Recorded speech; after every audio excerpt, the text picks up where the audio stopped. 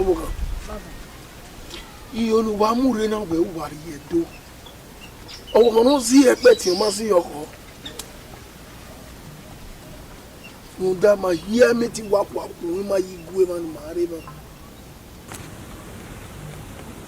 Mare ma. Owe e kokodoli won so. E no so no po o kan go de gbe dole gbe so. Huh? Wa be so we bana wana bi ari Edo do. Ugbo so owa ma zozo wu aizozo ma. So won wa pa be pari Edo o ma no ro kan so wa po. So po panu e wo ni ro ma bi jo meji tawo tori oweji. Adam yona. A go tori oweji na kana kenu mudi ayara wonu kan o da to no wa go toru keri wejo. Ba ye me ni ka de do no ka o bona ga eri e ba egbere abi ni po ese no ogeva ona ga e mewi hu o ma ge bo o ke fi o boya mi no ro gba o ye ko ya wo wa nu kede o da mi ora ni o di o we mo bo gugun e o we o kan ro orita we ati e pe ani digbo se do take digbo ye kan mo me na breaking any record pikin re do tera me tie me ni bu wa jo no na bu mo de ma bari eso we na we la dia ye e bogo ye igewe no ji ye igbina wa sun unda oba me ye ka ye do me ye ki o la pa mo me to ni age no die bu mana o ka mi ra me be musu ani kere do sigwe akedo kokiro na ari e di ade do gbe na do mu bu mi ade sagi office ogola pa ibo lo ya yi iwa ope e da igbe ran ti me we ewe igba ke no de eri gbina ni eri ojo igbina ni eri no pategbe no pa wa eri no pategbe no pa wa ni na tana ni awi mero ho mi aya ho we eri no pategbe no pa wa eri no pategbe no pa wa boss ye ira mi riba imo bo mo we ari e be egbere bi ni po won se egi awe wu ni re iyo Johnny e be aje bo mo so bo ma be se won bo bi mo o sa we se ni kire imo to no ma lawo o te mo ma fo abe gbo so ba mo ja mo to wa mo fo abode ya ni kire what me on that any more all the way matter no bele iya mu moto la gbe moto ni aya wu na iya dollar you know why problem ya wa me wo na ona ya se efu aye ka lo original ye me ni ati audio o wa gbi gogo me ye ti mo sa lo bo we wa je be se Edo egbera me o da me o asedo ne ona obìnrin no pe o ije do mo se eri o wa je abi mi ke be wo olowo ni a oze na na ti obìnrin o da me o ware ne ojo iku ware ne o e no fun we owo mi le gbe mi e gbezi o mo wa isedo ne ni a me hian ka we ose mo ke ose no so te e wuke e ke me na e pa be mi e ke me na be da pa be mi da o da me o e wo me boka o boni ya mu ye ere ya mu we o da ote e ma ya wiki na o da me o a ko aje gbe kin akere e do aye na ona obìnrin no pe wo inu kin no we e tu we ala wa no ya ma me kere yo oni e de lo pa e be ya le di very me le wa na we wa se wa ye nu ri me wa le we izi ge e vie me ye wa we ase ba we asun ale na me aba we aye ye kan wa na de ajo ya wa le obia e gasi me ilo na e ga hi na e ga so alo la to bo no ya ro e gas o de mata no wa hin aro wa we no gas o ni lata o fie wa fie o e iko se wa un shu go da e shu no ni ya ma la we ya ro e gas ni kan wo wa ni ya ma we e ya mu le yo wa na wi ko fun na we ya ra se ano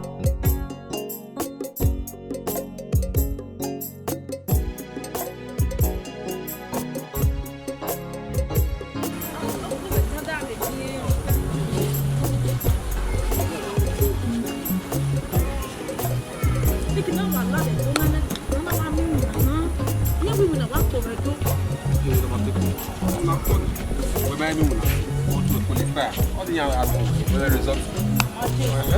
That's when I think my team is there, but we results.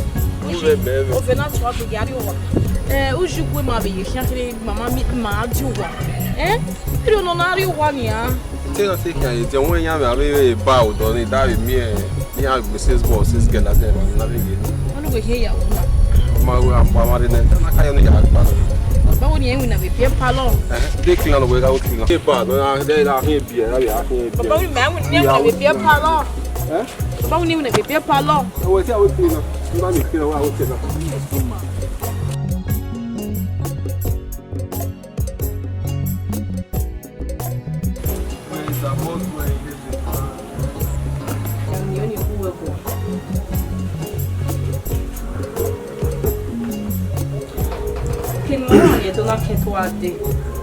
I'm making my mind love it. Viriana. I'm making my mind probably with Allah. Mamma, I wouldn't mind do I got Sevadi anymore. I got the Sevania where Mamma James who said, if we were woman, we were woman, we put him at the Donny. I know my James who said, and then ma, I will get what we are if we guide about my Vunia. Okay, Mama, me teach to Jabe, the door. Don't worry, I will not go away. I don't want to go away. We want to go away. So you are being discouraged. Anyway, you are being discouraged. Only can never be discouraged. The Benin women may be discouraged. Yes. I said, don't buy it on why hey, I read say I require you. I read to why he did that or taught you woman equal why say he's not going to be forever. Meaning the way I was don't even want failure. I didn't win ever quality winner. You don't want no because you're okay, you're around me go. Ah, yeah, the feel getting a remote. My sister, I will allow it. In a coffee motor of one in the one you. Maybe me, I make big on him. We have you. It's patience. Get it. Small. The time when no, it will not come in. Gary go to Tamawe. Oh, why to the Gary go last year? What the?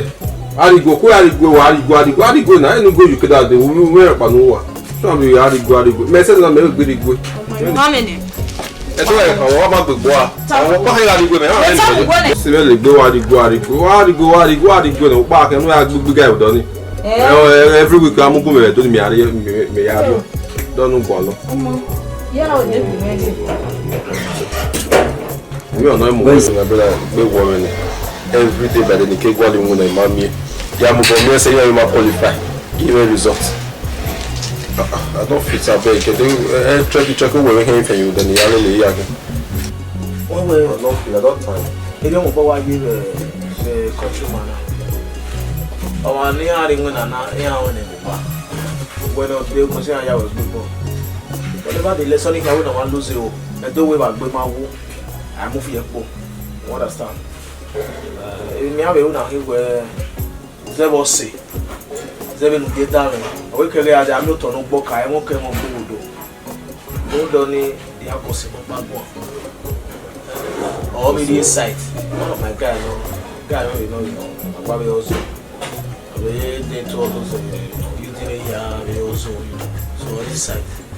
This site. They found with me. They are like. How is that? I'm not going to be. I'm going to block it now. Block it this way. They also me actually like blocking. Oje go na ya lo we me me ti like block. My brother wa lo eyan we lo eyan we de be. Don't have a power. Me gba le mu na kini na office o gba le mu na ki na re kun pa ya gbe be o ga go dem. We ati mu ni block you ati ah. So ya gbe be ni ah. Ya mi re awon na. O ti o me gbe na egbe o ma no mo gbe na ya we top awon afo. When you ready to bath, you need to finish. Wa mo gbe no ya win na, wo le win na. O be be gbe abegi we no mo wa lo gba le win office. We win a block. My brother is me to carry a miss lele. One later, on my way setting, all mode the block. Okay, yeah, for now, look at this one step by step. not tell the book. What you fear with you? What big man work? The book local go yet engineering this thing, no? You are engineer this thing, no? Understand? So you have my way. You have to be worried like more by the government tomorrow. You start doing Shabbat. Oh, I don't want to. What about how can only worry here? I'm not born in a problem on the level.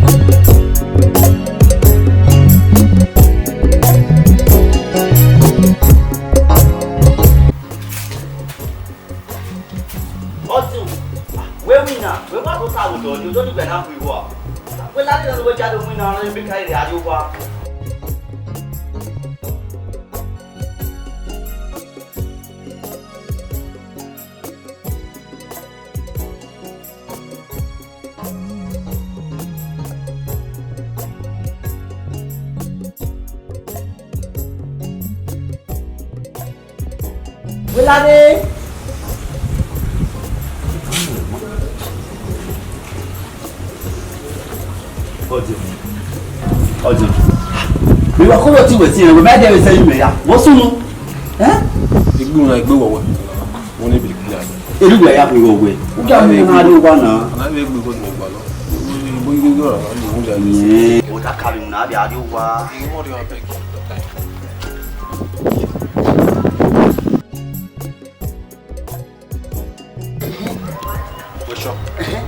Who are the sharp? Okay, what? Okay, can I get a little matter? What about that? I would have me out with one. We got castle one. We landed with Yamuna. Yeah, we got castle one. Yeah, we go on. I dig.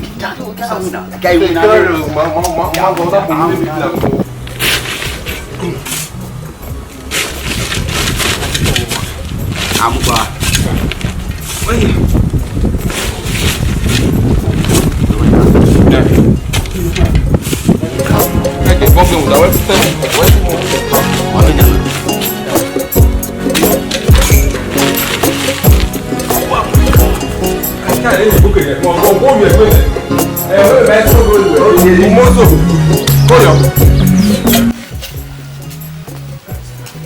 Osas. Oh yeah.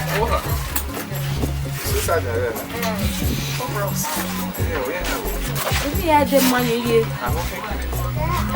Audio. Man, you're joining better at dinner. I am near going to Saturday. My meal. You may take a was once, a boss and money Latin. But you are not your money. Oh, we are the winner. I don't want you to send up. Oh, I know better. Who are women? Love who? And I would like the Yao Kaya.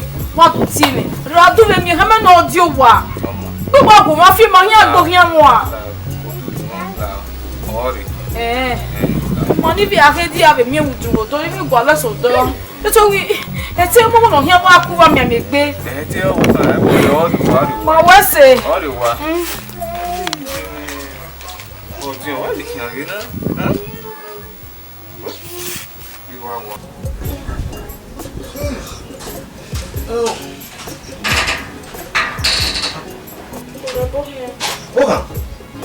what's on?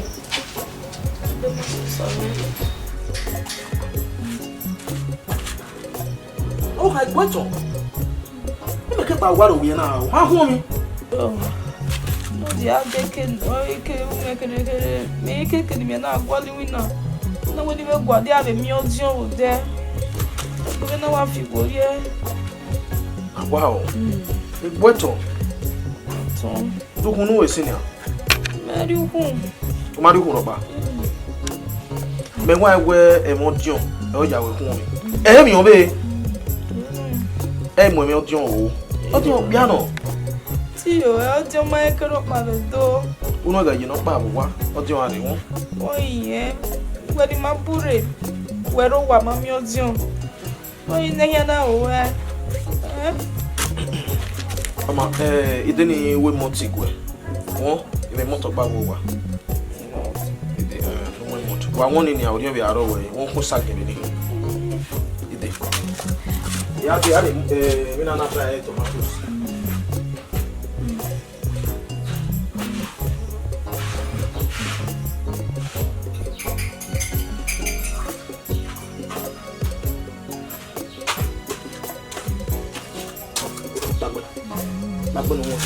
Ide kama yo tone emisere me. Bi no wa si e. Ije ko.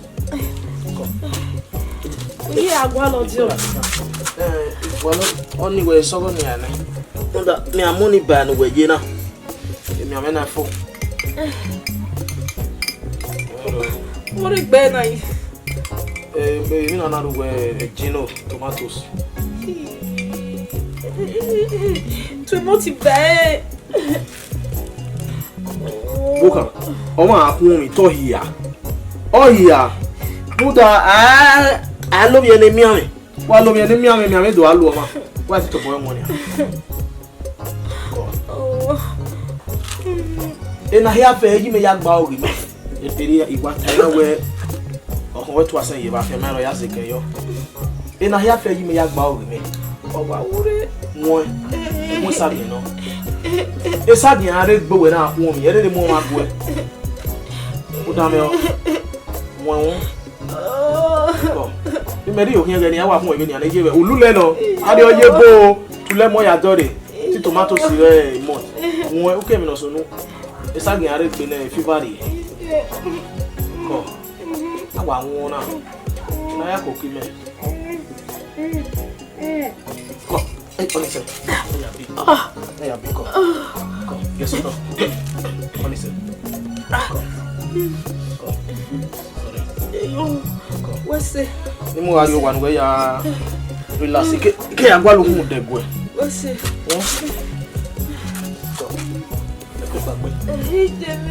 E ko mu weso to ya. Emi amon mi ko. Ije me. Ko. Ya wa fun mi ni na. Ojo. Let me hear fe ya de ko do wo. Pe ya fe ya de ko fu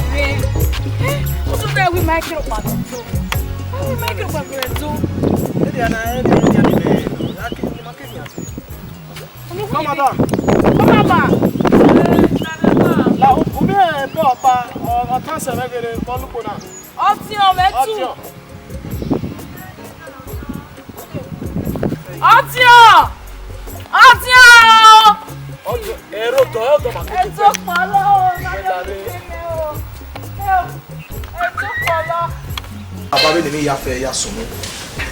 Ndale o. Unda mahiane na ya sele. Ami fun pa no we ma gba re dogo na. Ya gwa lo dion. Gwa ka mi baba. Ze bi mi ya wa ya sumu.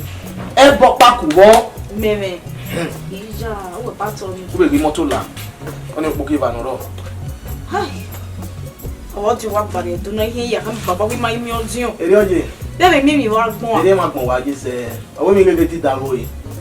Owo ma igwe wo pe Roma, owo ego bi yoma. E mo afi egbe wo yo kin W. E mo fi egbe wo re na. Ọmọ ni ahia. What's that? No video ya je. So. E baba. Ojo. Ojo. Ojo. When are he? Hey, secret. Mind the spirit, you know. Yes, spirit. Mind your words. Yeah, I'm not a spirit. This is me, flesh and blood. I'm okay.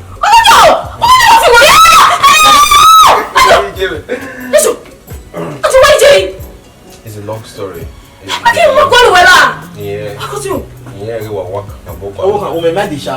Una ti o ta ke o ma do vanish. Me right me o ma vanish go no ta ke here. Yes, family agua.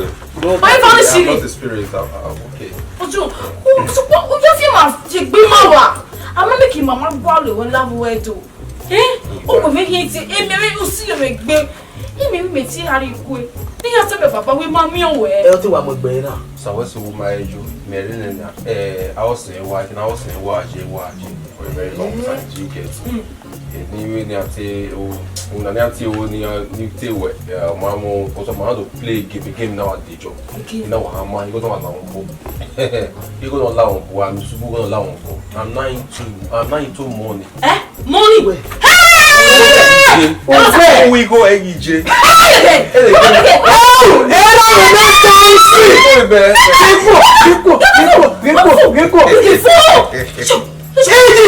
Ojo, we go EHIGIE. No, wait, you not alive.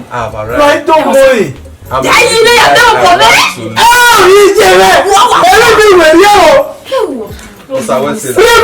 me, oh my friend. Remember me, you are so money. Remember me, oh my friend. Oh, give me one pay aqua. I did tell you. Why it's so money only you go where? Yes, no guy. I'm doing well. Live where away by what day.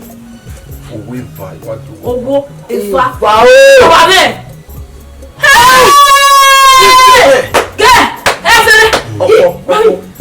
When no was someone here. When we're to where you go by me, Baba. I tell that we go there. Mama, me audio. Where you go? We were in the audio area over the me when we do our work. By serio. Okay, one where you can read my way for ye decorated one you know on stage in my way with the interior. You get because if I didn't me up then the first one out the rent you need one. Then the other one I boss worry one man we are really am go I just know I go well no. We five me. Okay, we wa una. Ya ba se we. We next week. Do mo ya. Oh, ma me wait ani. Oh, me mo wa. Go you both be for the boy. Let me rob this richness in your age. Let me rob. Big Mike. You go Don't money. Yes. Let me tapness richness in your body. Okay. Garcia so talk you know that we me we gina na e wa mo je iye we go wo go ro e worry iye ga we ti pa we wa we ye return ye wana so for that I will give you some money we gina renovate me ja we PVC so amoyo de POP amoyo plaster eja mo tiles le leja I'll give you that money if you wa with here you wa we no for one if you wa with here for me already, so it's right. It gave me.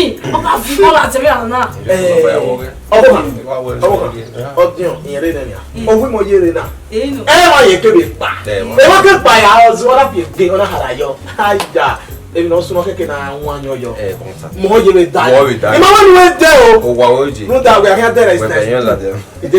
Gala one am younger. Gala was sometimes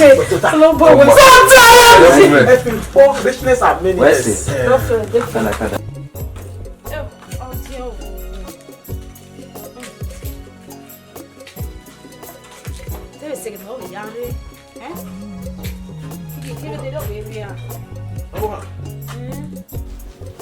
Where me do dinner? Ebu we aje usi. E o na metebe gualo ni yo be gualo teme ya gualo magbon no ma ya aladian. E me ike na, ore me gwa odine. Imo to kan amure bo de mama. Wa wan popo. We o tag de me bi, wa bi am, ya ti a. Ilawa. Mere ma. Oh. Audio.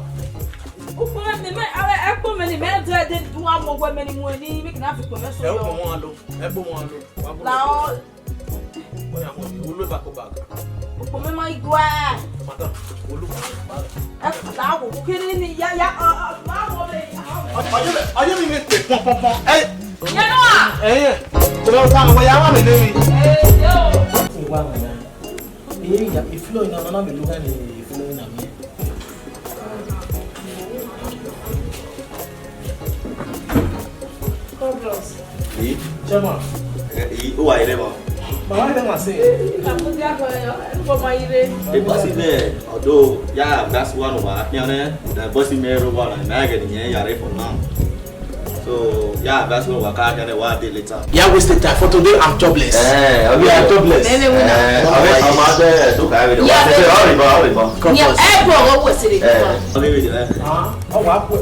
Well, was a building or no, sister? All was a bill. Oh, my bros.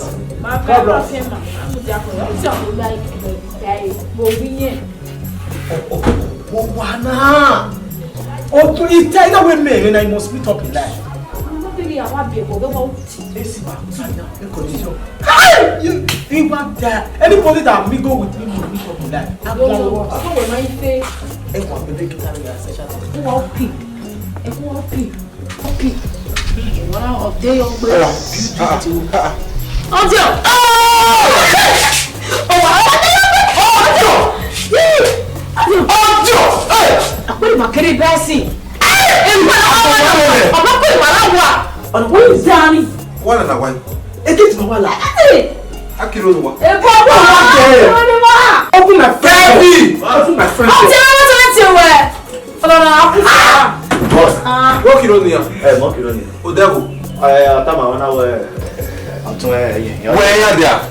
Where do you have here?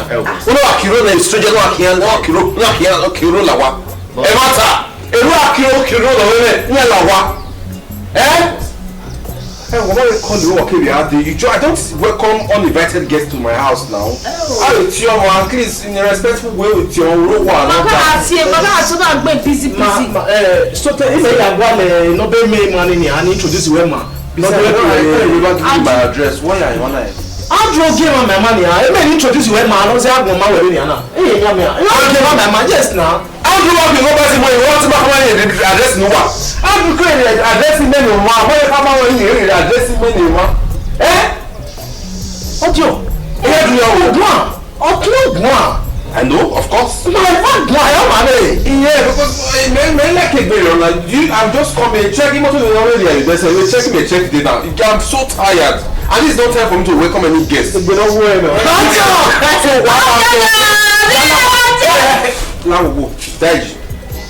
When my metal get big warm, I need to go inside. What car can I get up to what? I don't know. Anytime you are tea, when you are the because I'm so tired, I can't welcome any guests right now. Why are you here? Please, thank you so much. Please, the gate is open now. We are back. Or live with you. That can wait, please. That can wait. Well, really, we will see. For now, just Uji. What was it? Thank you so much. Audio. The boss is able to work. I like his stress. Why another the Igimoto no? Igimoto. Igimoto offer with the money while you wear tricky Uji, you buy it too. Igimoto. Why is it not anywhere but why we Igimoto? Anywhere you go no yaki store or you go in the art in business. Igimoto. Uji, we name Igimoto. Anyway, we are the because you can't go to Igimoto carry no. Do you get what was it? Please choose the gates. Please, now allow me. I'll send for you. Please change your mind now. I will walk here. What's in here? I'm going to walk. I'll 20. I'll say no. Oh, the water now. Oh, not the water now. Yeah, please take time about. What? Audio, my general said it was everywhere. Audio. No, what? Igimoto Equimala. So what change your mind now? Audio. So what's the matter? You better walk. Oh, no, walk. Oh, one. One more. I call it the Japan word. One mass of one. One more no fit on a move. Mother, better. Mother, are you told? What's this in me? I'm away. It's okay. Auntie! Woman who run over hot one.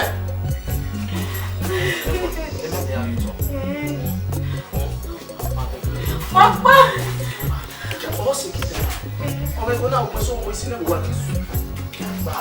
Man, stand by the good.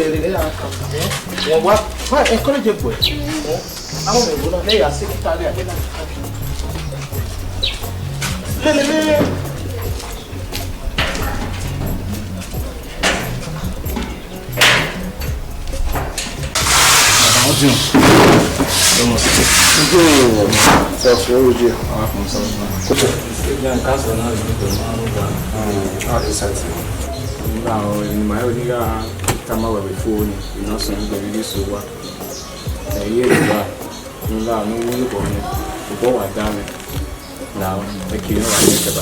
No, it's okay. Please, stand up.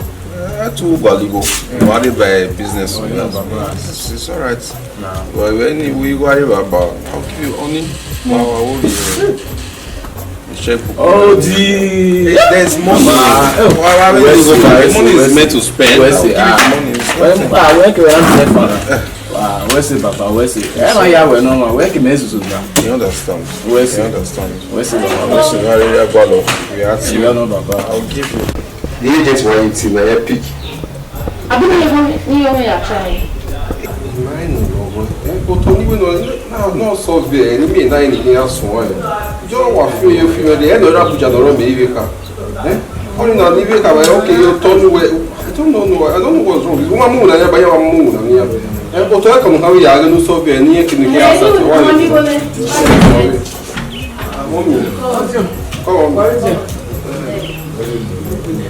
Eu tenho para não resultado que para. Eu vou do que para carua.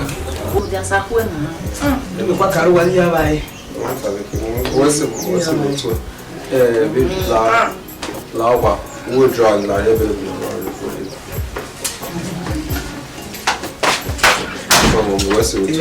lá o mesmo vi a sei já acabou e weekend vi a weekend que ojalá when I get me I can come rake money and say you are free mom, this is your house. Yeah, the machine it's facing wrong. Okay, mommy. Now, we know like what to manager. Come on. What's it? What is between what I transfer go. I mean, I didn't Smith. Yeah, Smith one. I want more. Edo go. Here. Oma, ojo. Oma. Well, good at do get. Me ya si we. Yeah, we go na we. Yeah, we go. We drop you now. I don't me drop it. Hey. We got that production. On est garçon.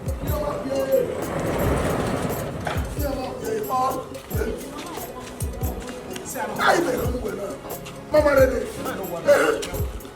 Bana mutasi. Bana pe na mutasi. Yo jare a. Esili ni o break ya mi o le. Mama. Mo se gan mi loro pe o. Oyo ojo mi. Kama wo ti ene kede owo kan e bere. Kama we right here. Se ba si o yi. Wow. What's new? Ojo. Oyi. Mahoka. Baba what's new? Audio. When wa yare. No. Audio. Inu gba ti o re. To ma mi nu wa mo ya ko ni yo gbo ati e. Audio mo bi where? Ani o tala no vai pa ye o bi o ya. Mo bi o. Ya ka to ta baba to ta. Itota onumu ya zaka o. Audio. O me ni gbe na uwe. Gege go gba mu live yi. Ni ko pon di we go gba mu boy ye mo. Audio. Itu ero to le mo e ba mi fi fa. Dabu mo be say money ke wo wo pa mi bi pa. Mo be say yo. Audio. Papa, no, yeah, the man understand. Audio. Oh, pero mutasi. Wọ́n ní ìgbìnà máa yára o, ìkù máa yára o, ẹni ó pa omi kọlù ọ̀ní ọmọ agbẹ́rẹ́ ọdún ìwé fáwọn ọ̀rẹ́. Ọmọ náà bíbí ẹ̀gbọ́n rẹ̀ bíbí ìyónú wújọ bọ̀ ní òbí ju ẹgbẹ́ ọwọ́ kan. Dáàbò gbọ́ ọmọ náà wú ní mẹ́wúrọ̀ àwùn náà wọ́n kan sọ́wọ́ kan pé ọ̀bẹ sí mẹ́ pé. Ẹ̀yin parí tó tán. Papa, I agree.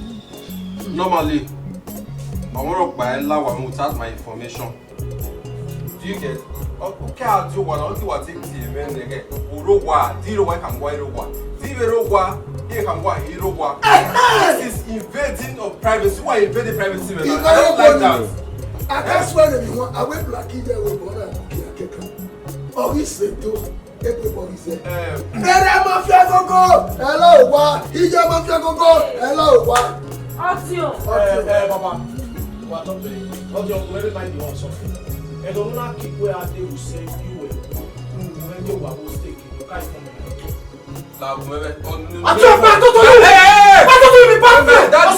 You do not have any right to talk to me. You mentioned your phone. I can't relax. This guy a fuck up guy. What do you be fuck up guy? But I tell you. You know what? If I went man. Papa, I have not taken away till that because you can't go to my house and start shouting. Do you get? Yeah, do me one. But all your body, I don't know. You don't pay equipment. She has been calling me all this while. You don't pay equipment. You never came in here and now one of me. Yes, she may have one. You want me to one house. I may not be very out. Only your mama banking. Who will say, we know when I want to go one. Oh, maybe you say, I don't know why man don't understand. Man understand. But Maro will like me. What can you allow me to wear? Oh, calm down. I will invite you my personal time.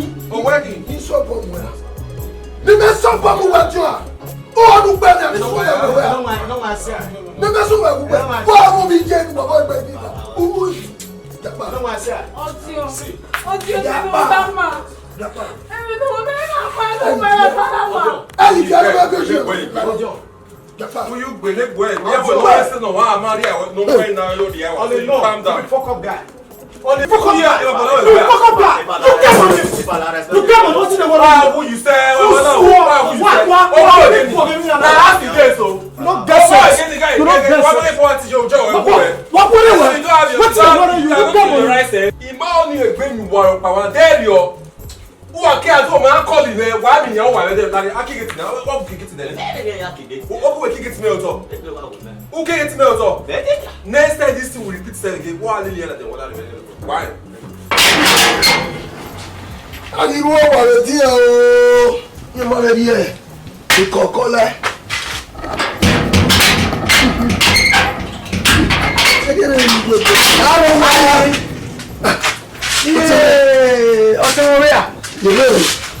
Okay. I wish you more for Agbame. Come. Hey, no,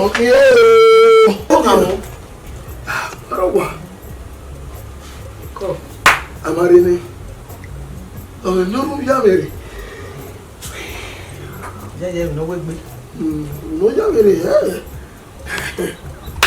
Any year will be sorry. Well, Jim. On our one team, maybe we get over. For you go be name you man of your time. Maybe you was so good when you body me. Tell me, oh Jim, he go go. He will go to go. He make ba. In a you want you. In a way you have a kimoto lema. Me so want you. Ojo na zebo ba. We may man notify me. Say ya, we make a hammy in a card. That may badge lie. Only else in any way badge lie, privacy or in. we we owe ma be meti we you bo me ma be no you oje we ya ke be ma ba e mata na e na tawo we iya do mi ni oje wa ke na o ya gba gun ni o mare oje me ye ke na o mare e oje me we na we ni se dia I don't know it. Ojo iwa me wa ko jogun. Di ro mi mi pa no tan mo we. Wa gbogbo. Ojo wu yo bo ni ra. Wu no bi juwe. Obi yo po wa pa keyin re. Wu yo bo ni. Ojo he to pa ma we no time. Bo mbo si e na mi we bu se ra se juwe ze yo bi juwe. Ojo he to pa ma we. Owu ye se ba wa wu a. Owu ye se ni ya na bo si e. Owe oyin ni akun wo kan. Wo ya akun ni na bo si e. Owo kan wo no gbije no. Owo kan wo opegbe wo to ma re ose yin na wo no gbije owo kan mi. Wo yen ni akun wo kan eyin akun yin. O ma mi meta. A ma mi meta ni ki. E na yin. Ibe mo ye run. O di. Ibe mo ye run. O se mi se le. Ime regile iro para. Ime ya kokko di o. Ojú ló bá fi ego náà fi mílíọ̀nù. Ibi wa go me o ni me o no me o. Wo isun na wo ni ra wo no tun ni kere. Opa wa go a. Ọmọ mi ke ja ji negbe. Owo kan gbe yi. Eyin ni nínú owo kan owo gbe yi na. Eyin agba won re ke ko to ade. Ke nu mo la mo ila. O ye ize. Ọmọ. Ebi ni do tamawe. Ara mi egege nu bi egege. Where you know we not to sing this? What do you feel we never? No, to me. Oh, never. O wa fi we de la ho. Ya we mo ya mo Oh, never. Ya mo run. You have a time make be se video. Oh, how you who call? You go kan mi we no ya pie to. Ya ri ri egbe. Me awon mo we na lo ti o. Ima ju bo le ri e bai. O sari gba ma o gba me yeke. E bo no do. Ọmọ ọ̀gárí ọmọ pọ̀lọ̀ débi ọ̀pá ní máa rọ ní yàkó kíá. Ọmọ ṣàgbọ́ ọdún wà yóò yàrí rẹ yàrí orí jẹ ẹ̀mí ní kí a lè pè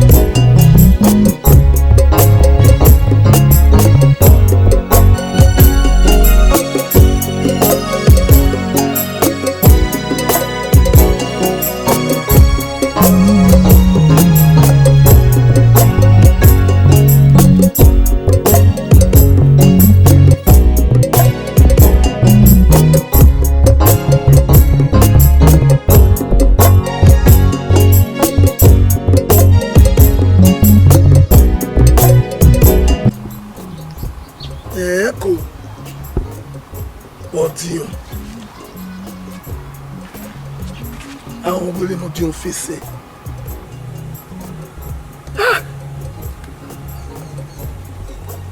Me yeru igwe masuse.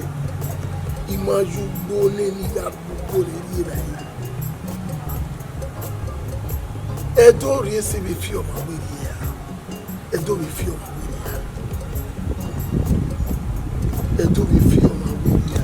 De ye do fi o ma we ri ya. O ni me ye do. Edo ga fi me we ri ya. Como mano bacana, hein? We nege we jo bonere keke potio, eh? Bono la. Audio. Ni ana mu gbogbo keke we baba re jugbo, ya boti ya wo no. E o ki papa fi eke gbi mi na ni a.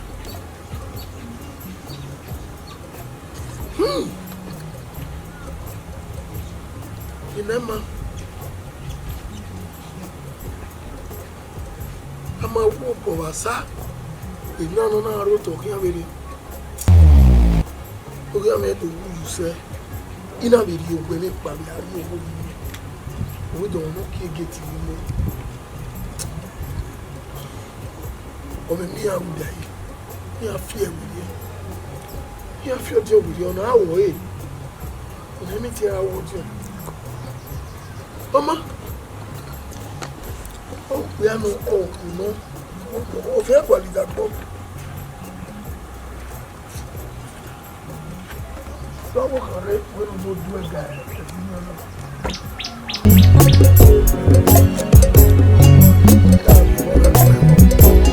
Brother, Wesley.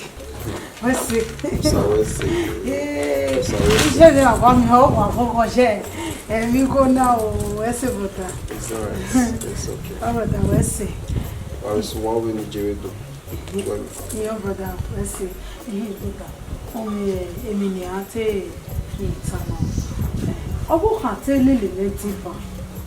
But Ogo, one, Vinny, and why are we? I understand, brother. Oh, what Maverio? You don't man Lily wear any or one man. No, that or I talk and show like up on the night. Who wear like up on the matter of Lily well out? Do you get? Or one man, you know, I could decide the way you had Denny. Brother, oh, we're not beyond the boom. You get to come, but what's a bubble can walk, but it may no see but the walk was no. My sister Lao, this is it's no longer a news now. It's no longer a news where oh no Bijeno. Oh no, now go at least it's no longer a news. So please, this is not time to ask that kind of question now. You go need to know your word you need DJ. That's fine. Oh, can now close that chapter.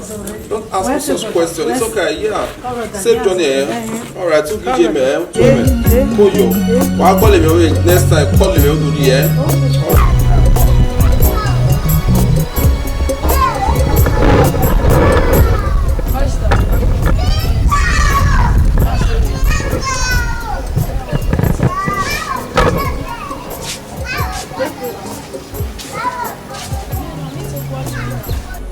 I'm making my ball in a love to say. When Mammy, no, you know what did the ball of one over. I went on in the take ball of love. I'm sure, not very really nothing in another year. Follow you, I'm sure. If you woman, no, Mamma, I will now. Give it really are you made, Yari, so can nobody when you are when I live away. If I'm making it, I'm not saying how I will say. You will school, yeah, I am for school, no, area, and if you meeting, I say we are this church. Or see a Yana, we know why I come in for one like it. But Obano 8,000 yards and pay. You know why I did you mean? When you go to worry me, Ali, Wesley, Mama, Wesley. Is there very many? I give my mammy a bookie or swing at me. Now I win a man on it. You live my shop, Mammy. We are in the case soon. 7:30 to 8. I don't know after 8 because my hand into a full of well. Where the Bukuyoni, who never will marry Adimana, more customer. Isha, if they were why I won't kiss him. Where's the J? Where's the when you are in a manner? Where's the atom of Timber? Where's the mom say?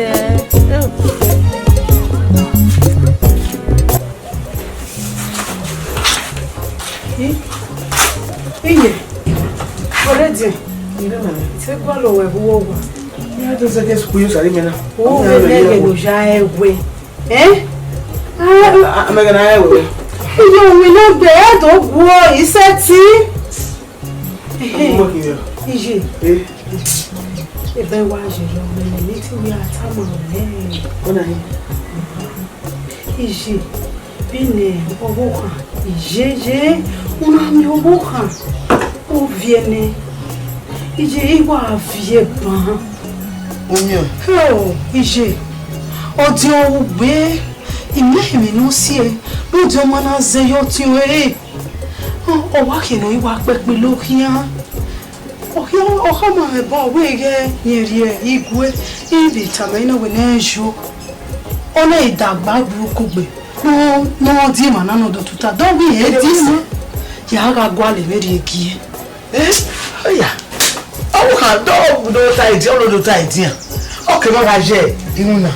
Iji, and you want to be here, no. Go on, go on, to eh? No, humanity, Jobo, no vision now.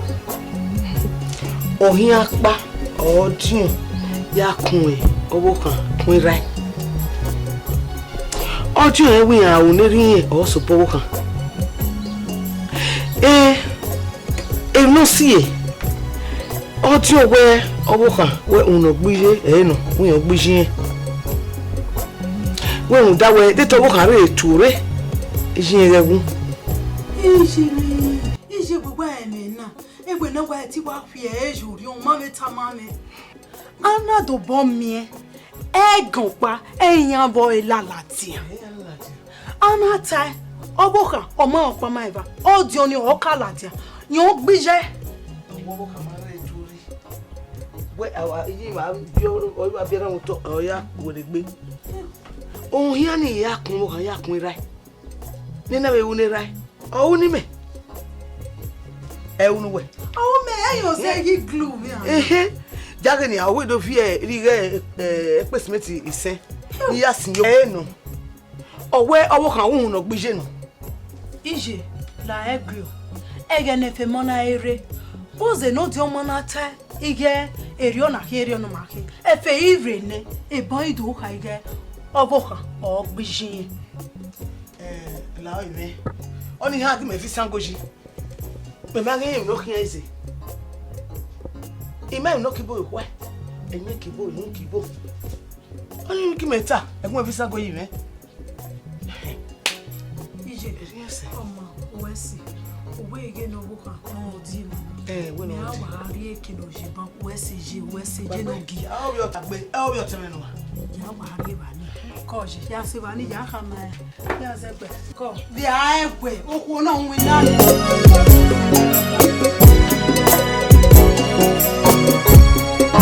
Stop. We don't name when I call any. What's a cannot do anywhere? Anywhere, what damn me. Anywhere, what damn me.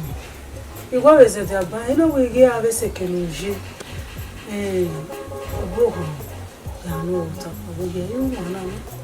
Audio we get a woman over there, audio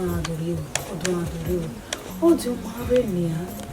You know, it's a measure, you know, we're giving Moje. As you know, we get you at it. What do you do? No, to tap. Oh, what boy? Oh, what dig back? They can want to touch it. Hello. My way Agbabi Areba ni bani Agbabi Hatalo.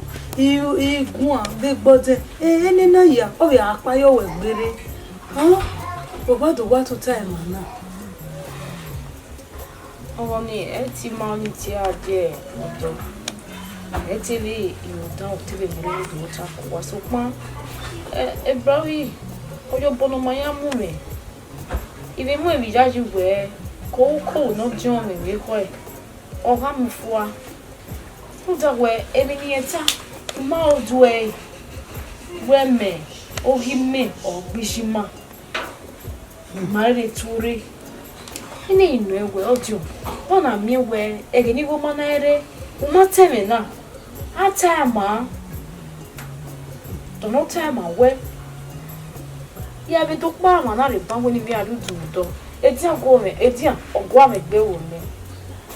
Mama, stavo quando vi caverio. Ete, o tabete ba. O tano wama wano. O te io no te a die o tone. O ma kekerio dorio we moima. Yaga ire to aneme. O ge no dio watani. Ede te mo yorio. Na yari ene ba. Ita o tani. E gori ko ve agwa le dagbo. So no quality go me janare. O vigile nya wa me go iwa yojiho. Mi wa ezibizibi yo ma o. We are never yo. Everybody was a lot of we are Kelly. Uno we are Gualini. Maybe ya be said them. You can when you are dealing with Gualini in Europa. You say when we are dating with Gualini, maybe mommy day of it. Yeah. Maybe na your water, you go maybe I go back in way, but go maybe I or don't have a come. Oh, Costa, ya do so. Let's see.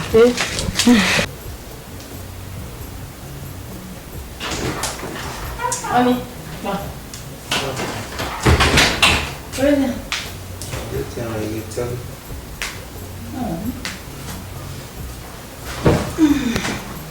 you were what interest? Still one day. There is something I want to discuss with you. How'd you get a report? Is there anything bothering you? Come talk to me. Oh, we're right now. Oh, what's when? Oh, what can we? I'll never even know. Can't. Oh, we're accidentally we are no. In a the weird Duki. Yeah, babe, please, I'm not in for this right now. Do you know what I'm here? I don't know why, what's here, I'm here, why, but for this house, no.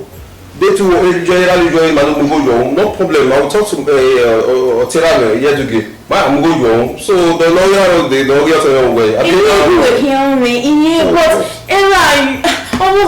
have to be friendly with them now. Please, I just go. They have to be spending time with us, enough time to play, get to know each other, stuff, talk about the wedding, everything. You don't understand. I don't even go nowhere. You just to want to wait 2 days, 3 days. What about your dad?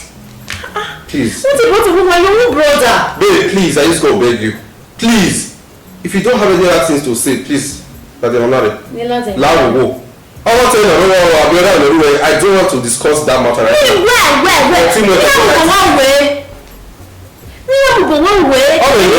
don't want to discuss about it. And we hear it, please. I don't want to hear. I don't want to. Why are you making this an issue? Tell you blow. And so then I better not to sit there here. And so please, if you don't please just leave this place right now. You want to dismiss this issue again, Abi? Okay, don't want to leave. Should I leave the house for you? No. Please, just leave. But we are not. I said yes,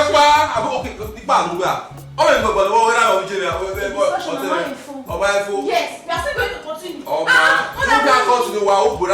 Yeah, I'm going to meet your dad. Okay, it's fine. Man, good. Well, hey, it's obvious. You should get a or now pay for when they say, but I don't make a move you on worrying. They don't have a go on.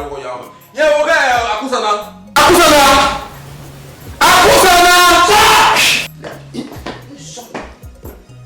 Who's it to the heart? What joy? The man be Biafra go. Yes, commander fire now. Good. I'm not even in for this right now. Well, yeah, or tell me go I want to ever see her in this place again. Bam! Do you get?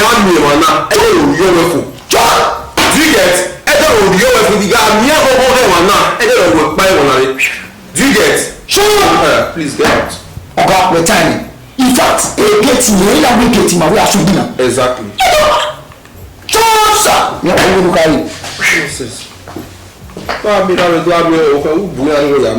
Don't come here and stress my life.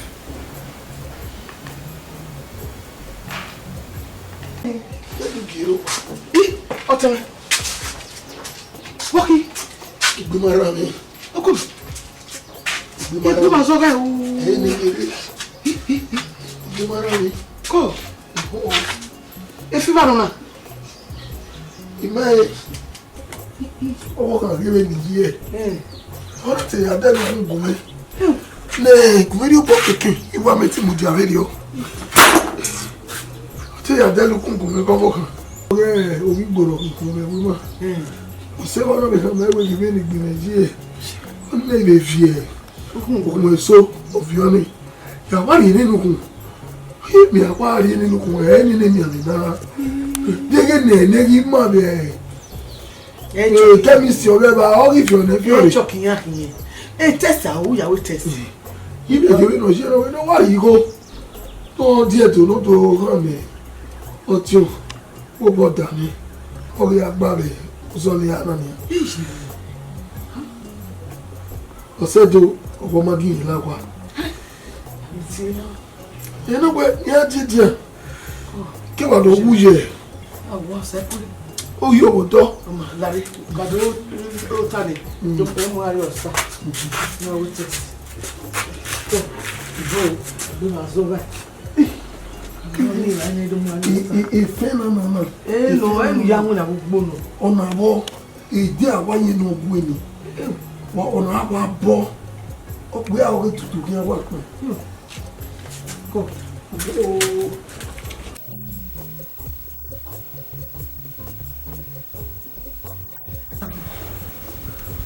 Where you go? You like the Zenos too much. Jeez. Very fine.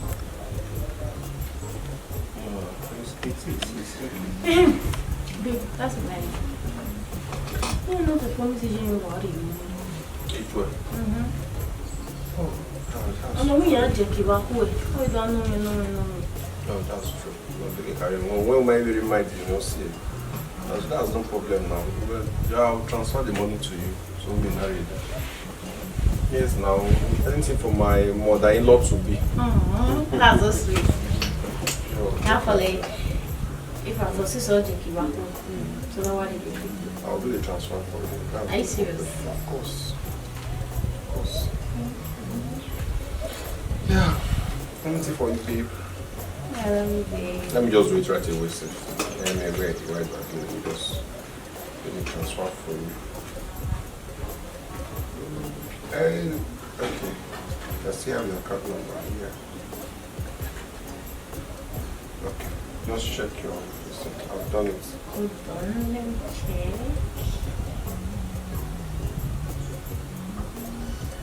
Wow! Thanks, babe! Oh, I love you. Thank you. You're gonna be happy. Oh. Thank you. I love you. Yeah. Madam, you don't go back now. Osama, Umele. Ma, Unyo. Igo, Elini. Oh, back time, let's say. Stop you.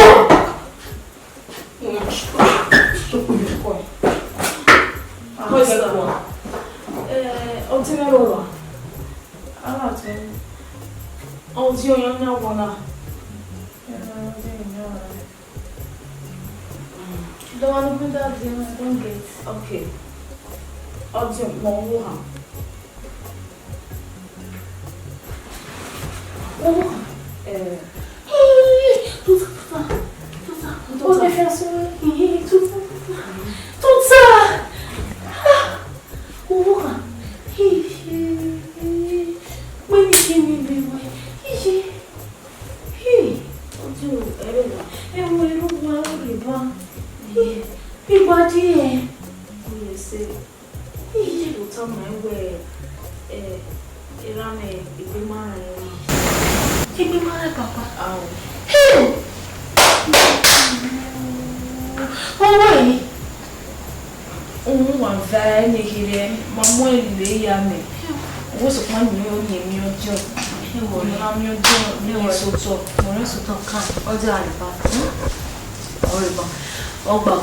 Don't worry, just relax your mind.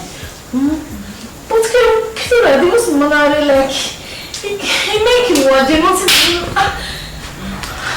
The man is worried, they can't worry. Eh, Baba, don't worry. The bear, honey, what's the good here? Okay, it's Baba. So, madam, I don't understand. When you invited you to my house, what are you doing here? Ojo, Ekimara Baba. So, what do I care? What do you mean, so? I'm going to be here. I'm going to be here. I want to do that. Ojo, Jerry, where every man cooking ma. If you don't tell me Ekimara Baba, we'll be out of our way. Okay, she's not going anywhere, sorry. Are you normal? You're right. She's not going anywhere. Well, So be it. She's not leaving. But what you come on to me here? I do not care. I don't care about you, I don't care about your father. If you know what is good for you, you leave this house. Babe. Oh, we never get it. I don't know my own rights.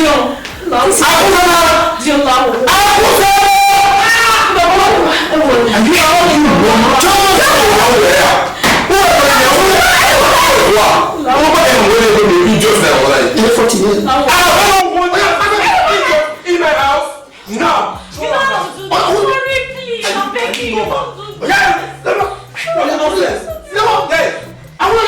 The next time I will see you here. The next time I will see you in my house. Only your work for there. Just stop. Take that out. Mama, I will push you. Don't say I'm gonna buy it. Please. I beg you in the name of God. Who you here? Who you talking about? Madam. Do you want to go with her? I don't want to hear anything from you. I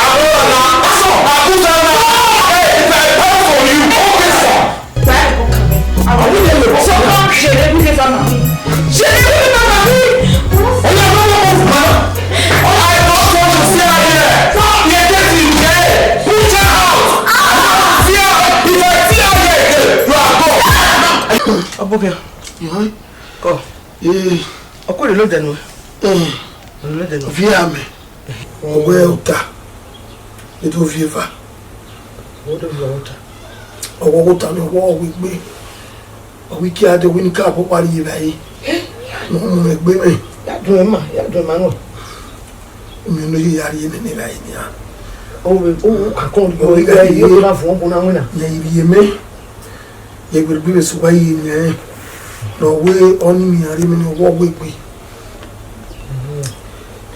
What's over here? Was there me? I'm Italian here. You may know what we hear. You know what females and mania. I know you know about your body as I do. I know this, you know. It may go well. You know, they can name me a man. Benin Movies only send me carry to mania. Audio. My video when you went away here to go along. You will give it here.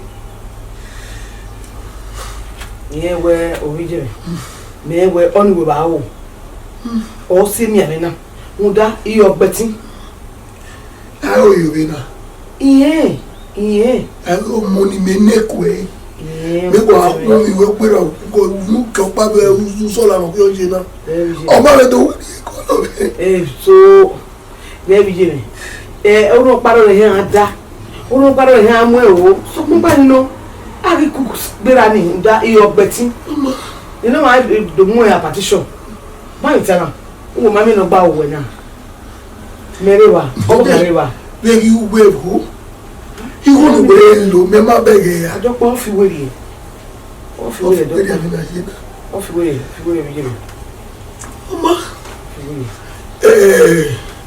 the doctor man kept by the hospital. We are super, we have way. He ain't a place of Bobaro. I'm not your moment till I wait. Yeah, love you again. I came here where I came here where obviously ego. Only Kekeni. It's a fear, my brother. We know they would dear Augustin. I won't again near river. He done he could marry no tea. Why? That's a customer. You know, we are come out. You want to know.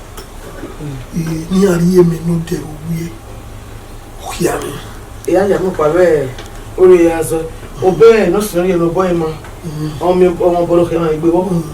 Oh, you know, I would hear I'm not pastor. Oh, my, what's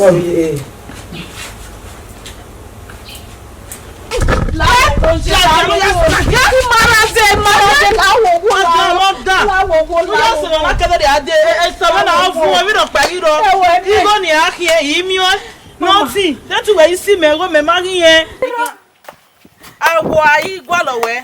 Get to ya kikere ni dona na wa me kie mi wa gbe motor. That will be our provision we wa ma la wa here. Ukina ma egba. Ina se we teri ige have money no. Me me ropa ni me ari no wania. Igi do na because a businessman am oil for. Akia. Mama lawo. Iwe no akia. Ya.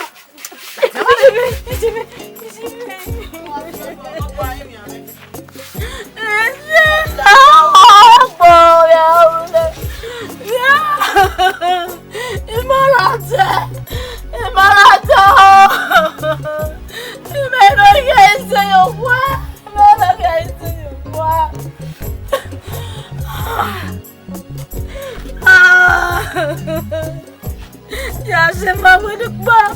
Ya una mana suse. Ya me na nai. Se va que aí se yo wa, va que aí se yo wa. Ingere sabuji. Ingere sama. Va me kume mana. Sama wo la o. Me down ko. Ya so me wa operate mi me. Egbe me ari, omi me ari mi me. Egbe me ari me o ta ya ari e. Da we ro be ni ma e. Ya emi ya fi wori emi ya ne mi ya mu go be la fun ni amu je mi se wa everything o ya ma ni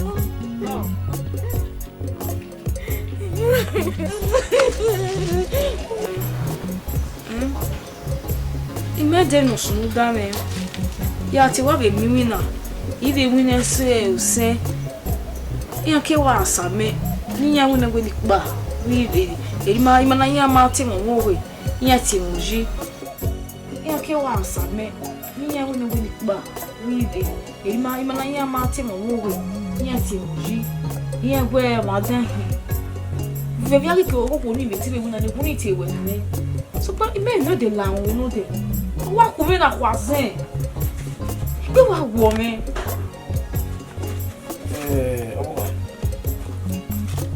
Edo we ni ke dita wo yi. Namio. Ogo ni wo na wa mu na lo wa na oke mi sumu owo pa. Ba. Gbo so na so na be mu na lele na. Mi ya be no. Emi kere ro paro no wa o. O ma de se no si ezo. Mu da ma be ka wo no so no gbo so awa egbe gbo wa do jo papa yo egbe. Ijaji we yan akoko e. Egbe oge mi tan. Mu ti ane o ka Ifa Iha Dogo ni nobo. Obuka. Ya kwa ni go kidede. Ya so ya khini yo ho. Ebe ba lu ga yo ni me. Mama. It's okay. So ba we na. When we you what me. Mario say. O tun o wa o si me. When I have ya o si me no doubt to si me. Eri ono. So ma o tewe ki me. You know tabi owo ti ma be hin. O ma be sike here. O dere. Alowe yo lo we ni hin wo. Na to ya pa kedo ade ni a. Ma wo gbaro. O da me yo. Emi ni unu e. Igbe me we na. Me pa no ga yan na. Iwe so ni expect. Ma polo gbe o. Iwo kire ni. We ja o gbe. Emi no ati iwo kire su e. Kire no ati iwo kire bi su. No me ari o no e no ya pa bo bare. Ah, le mete tomatoes le no. Da me na ya le hin na wo ko le ya hin. What are you near the wood of corn? We are going to give a warning or you like 1 week away. Now we go to the popcorn. But then I will know I will be school down. 1 week we are away. I want to show away. I want to see what was it go? We oh mommy say, ya na wona lo ma ahwe Edo me we even wona edi ma wona pe wa wo me. Ede wa ni ma na wona ni. O ta ni bo mi. Muta. O mo so ye wa short ni ahia me yo ma you we. E lucky we me. We see brayi. Samba o na my sister. Lucky we me wo ma mo ore you won. Bi gene. Esu agen wa ko wo wo lo ye ka wo yen. Ah!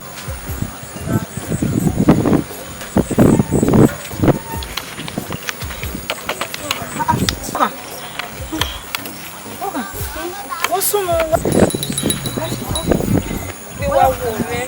Etiti sheki. We na kama ni kugusi wa kiwa. Yo paberi mo bori mo kwa yo ba ro to bi no mo gbo so.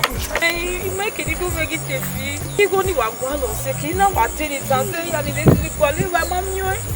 Make it go make na. Ni go mo for na 5,000. 5,000. Onye give you where you so. Iso go me na bugbe. Iso mo pajare a. Mo pajare. Iki akona pela na. Ya akona pela na. E kive so na igo be amufu a. E here to be browji e bi atena e bi aso wa ho bo a. Iwa ka me wi wa hia wote. E bi na wa de mo we. Ina wa te. Igo no wa igo no yin me mi go. Gbe wo iwa o ne gbe me desi. Oma e se na we ne gbo ma ji. 5,000 only we go no tipa na we set we what ya so wa ya we ne we igo kere no we gbe me ha we bi me o make me ya bi se make na de go we so bi me we so na yo se pass we see ko won we see so bi ateri yi ya de we wo da o ba so we akan ma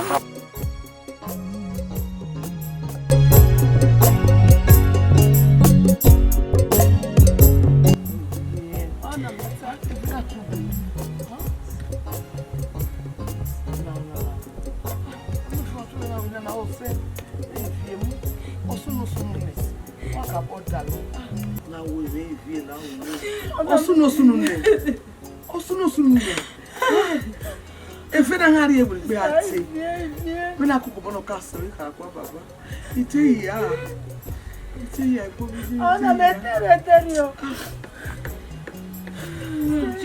tu le kiri ari viva ai otu ni ata we bare baba fu eto ma o Ako we pendeje baba sele ase mo gbe o ya bi sa we ase mo gbe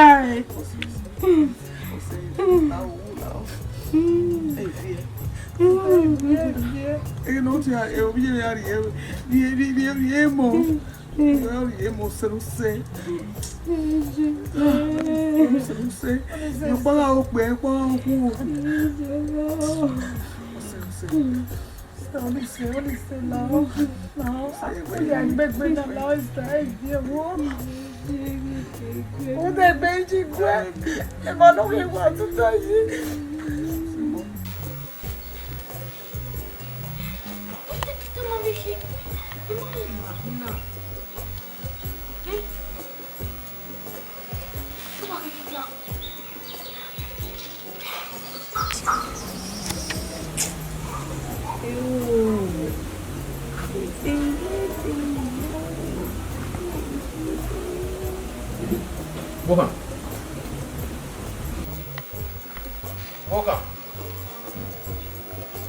Boca.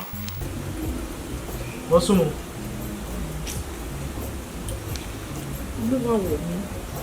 Eu vou para na wagbu boy.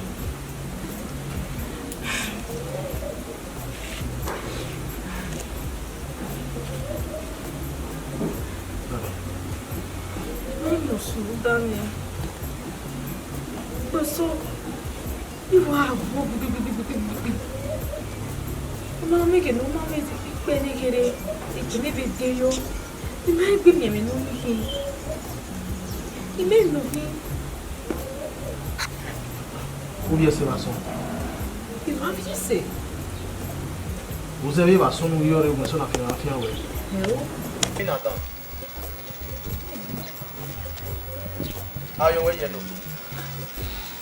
o dia que eu tinha que the time for the woman video. Time for the hour benefit near the chronic typhoid. So we are one of the other go we are me video.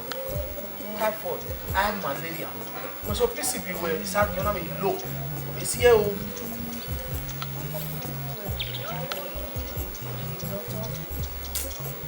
The other with Dr. Boruka.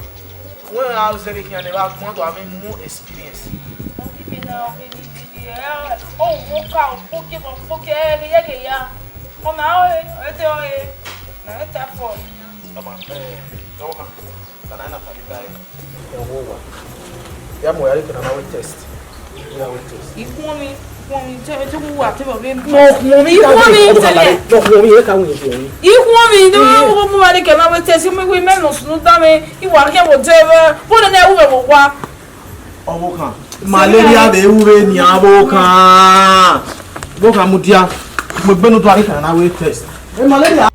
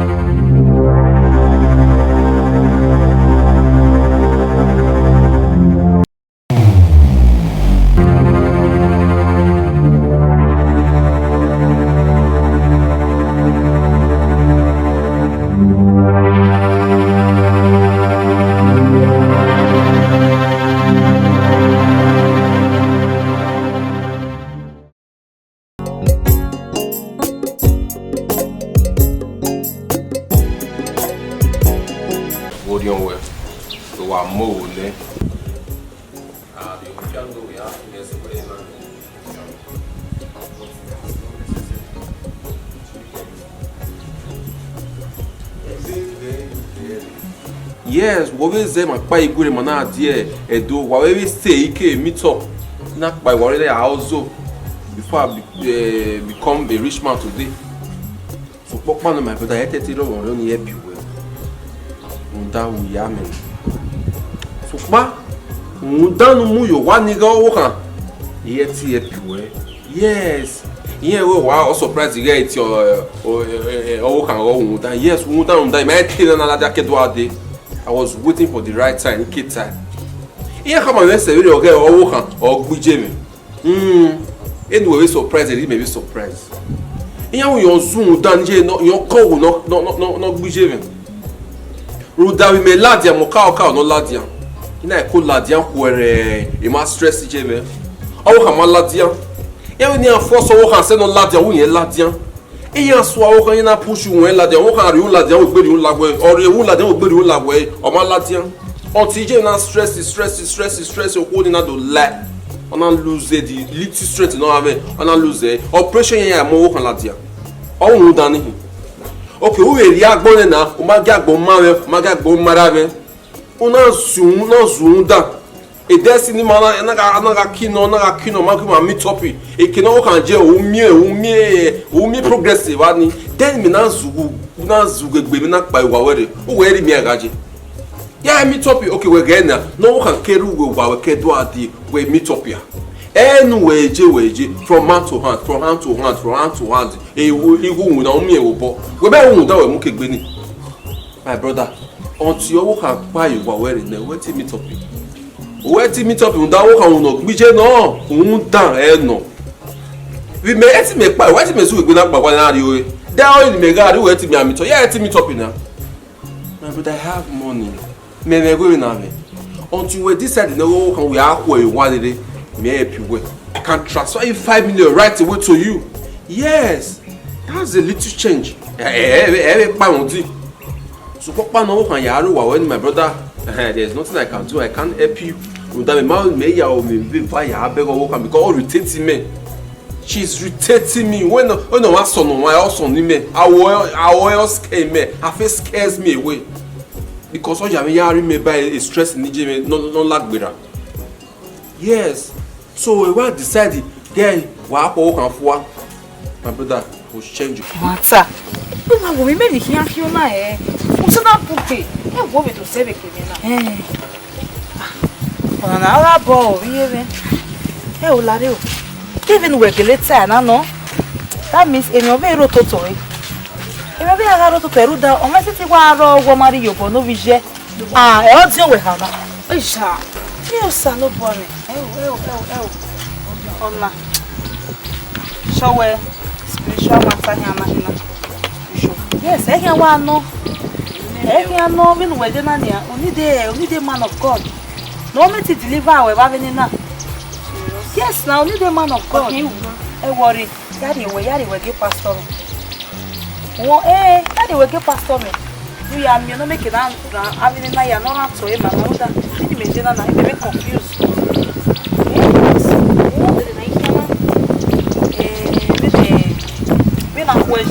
We have people. It's a woman. It's not book me. Where Yari was over.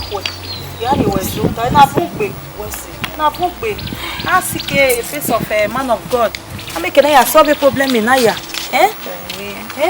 Woman Vera. Wow.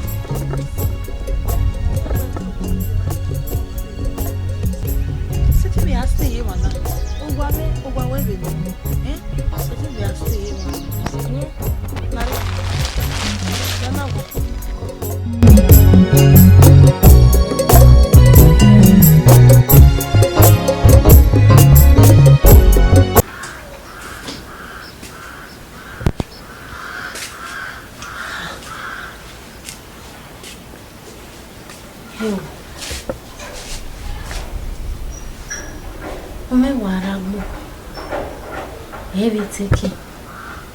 Why are you little too? Me so damina. Kobe ni ale lo too. Papa. Ha. Emi ro tutu. Na o boy kan. It's a boy kan wa. Toneta monemi. We bouger ya também y mettre vi àwọn ha igbe ti gbà mí igbe ti ra mi rí ojo no something is wrong with him mi ro tutu and I must find that on our boy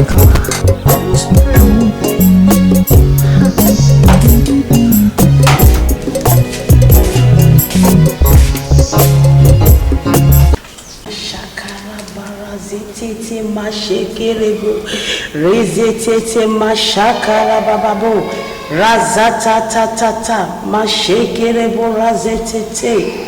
In Jesus' name, amen. Don't you tell me my life will go. Amen. Down.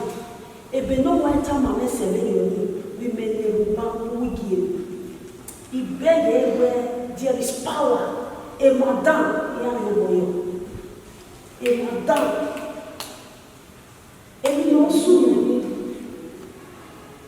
we need serious prayer. One more way, 7 days fasting and prayer. One way church. You have it everywhere. That power must die in the name of Jesus. Amen. That power, that demonic power, by the power of Almighty God. Command the God to open and swallow them. Amen. Mazakaraba shekere bojakaraba. Oro we know say call upon me. In the book of Psalms, say call upon me in the day of trouble, he will answer you. My God will answer you. Amen. My God will answer you. Amen. Usagele we daneme.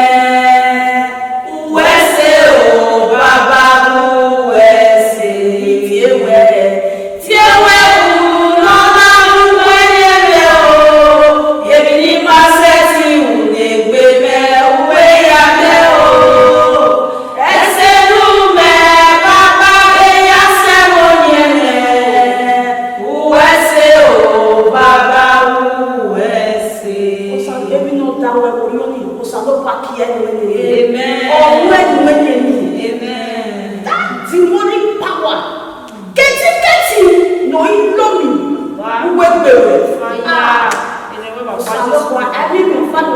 We go notice are possible. If you had the faith, not just Sadobaji. The faith. What's the thank you very much. What's the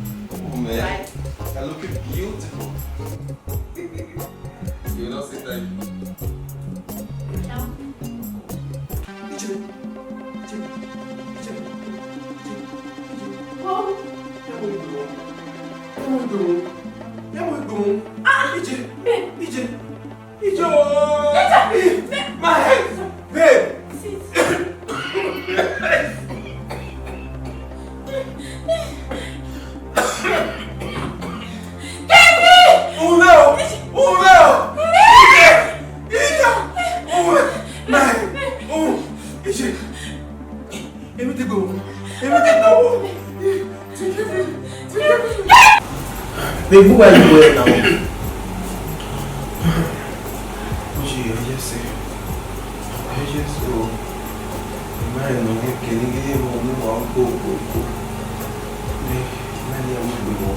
That's to say, the treatment you have for everybody is sincere. Am I them with them? No. We have the treatment in there.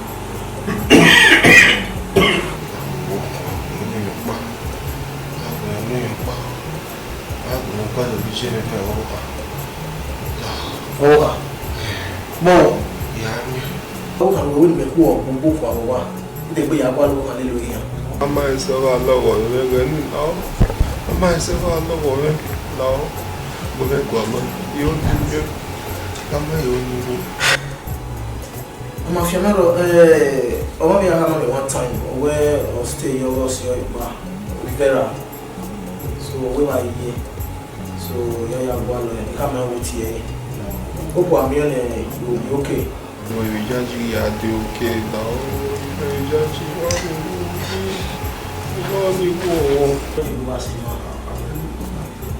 I will do that.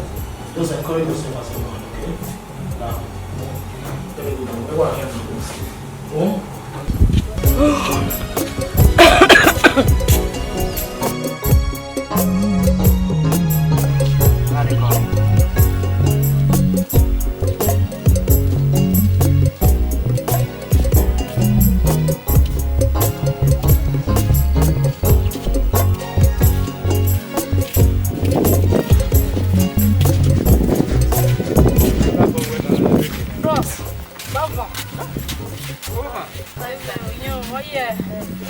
Yeah, what the king of the right? Wabe Maudo. Ekilevo. Ko. Tuna Mose. Ko. Dayo. Hello. No. Huh? I'm on the one name. No, say one go. Oh, you're all in a rejoition. Wait, this all the that's the one I haven't really shot your ass. Now, you don't take that.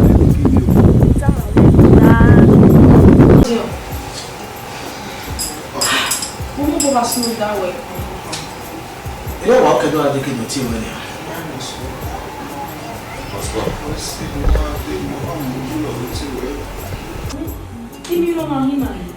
You know what? You can do a little team. I saw you. Oh, I could come out, come on, yeah, good. One year, I will be. Ah, the look where you are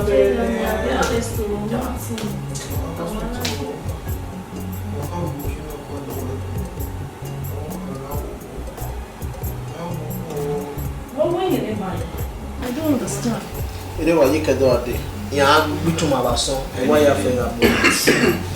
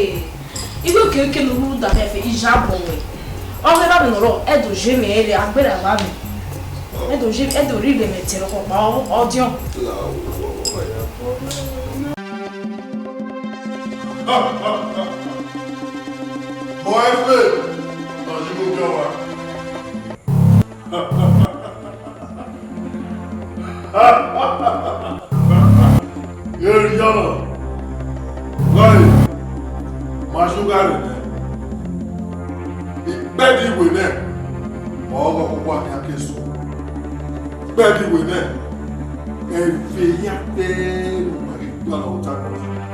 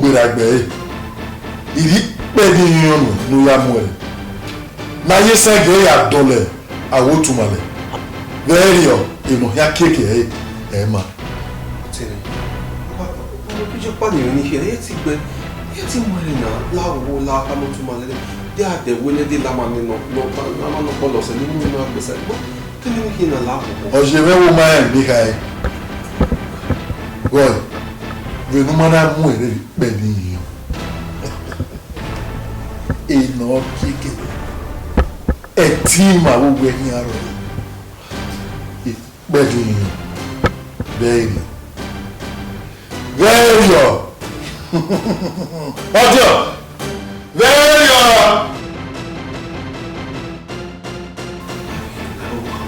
kìlọ̀ ó kànjú lè máa yẹn ẹgbẹ́ kìí náà lè wọ́n.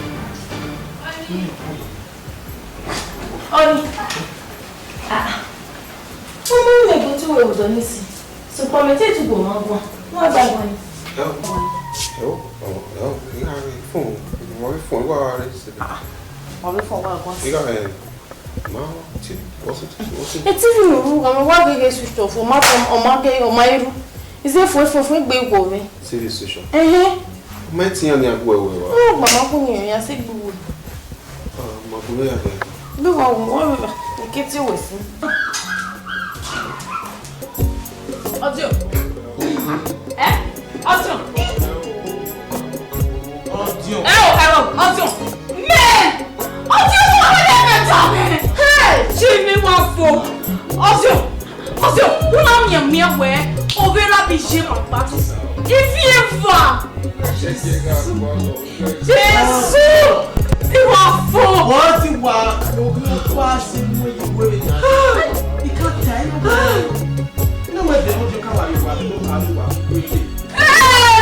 Asigo we aswe. Audio. Ye wa wese be ni o, mo na make it to am. Ye wa wese be ni o, my dey chule with you for where?